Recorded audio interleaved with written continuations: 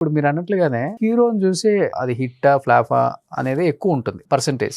Director దేవుంది కథ maybe కథ directors రాసుకొని తీస్తే అది వేరే లెక్క, రైటర్ కథ ఇచ్చేసి డైరెక్ట్ చేస్తే అది వేరేది కదా. చాలా మంది నెపం డైరెక్టర్స్ మీద ఉన్నాడు. అరే ఒకటి 2-3 ఫ్లాప్లు పడినాయి అంటే సినిమాలు ఇవ్వరు, కథ చెప్తానంటే డేట్లు ఇవ్వరు, ఏదో మన మీద ఒక ఐరన్ లెగ్ ఏదో ఒకటి వేసేస్తారు ముద్ర. అలాంటి హీరోస్ కూడా ఉన్నారు, ఒక 50-60% ఉంటారు కదా వాళ్ళు కూడా. హీరోస్ అని కాదు కానీ అదేం తప్పేం కాదు నేను అనుకున్నా. నేను ఫ్లాప్ సినిమా తీసాను, నన్ను ఎందుకు ఎంకరేజ్ చేయాలి, నా మీద ఎందుకు పెట్టుబడి పెట్టాలి నువ్వు? అవును సార్, ఇప్పుడు కథ చెప్పారు మీరు, హీరోకి నచ్చే కదా సినిమా తీసేది. అవును, నచ్చకుండా ఇది ఫ్లాప్ అవుతుంది నేను తీనని చెప్పడు కదా. కథ బాగుంది అనుకుంటేనే దిగుతాం కదా ఎవడమైనా, ఎందుకు దిగుతాం లేకపోతే?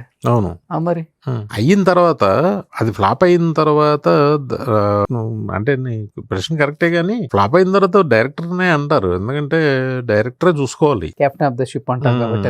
అంటే మరి అతని మీద బాధ్యత ఉంటది. ఓకే, అది ఒక డైరెక్టర్ అనే కాదు, ఇది కమర్షియల్ బిజినెస్. ఇది ఒక ఫ్లాప్ అయిన తర్వాత ఎందుకు చేయాలి, ఆ డైరెక్టర్ తో ఎందుకు చేయాలి? అలా హీరోలను కూడా పక్కన పెట్టేసి చెప్పు. ఎంతో మంది హీరోలు కన్వర్ట్ అయిపోయి ఉంటారు కదా ఏది హిట్లు లేక, because of their wrong selection. ఏదో వాళ్ళ అలాగే కన్వర్ట్ అయిపోయిన హీరోలు ఉంటారు, హీరోయిన్స్ ఉంటారు, డైరెక్టర్స్ ఉంటారు. అది కమర్షియల్ కదా, ఎవరు క్రేజీ హీరో అనే వ్యక్తి ఖాళీగా అయితే ఉండడు, సినిమాలు చేస్తూనే కొంతమంది 80% చేస్తూనే ఉంటారు, చేస్తూ ఉంటారు కానీ ఇది ఉండదు కదా, చామ ఉండదు.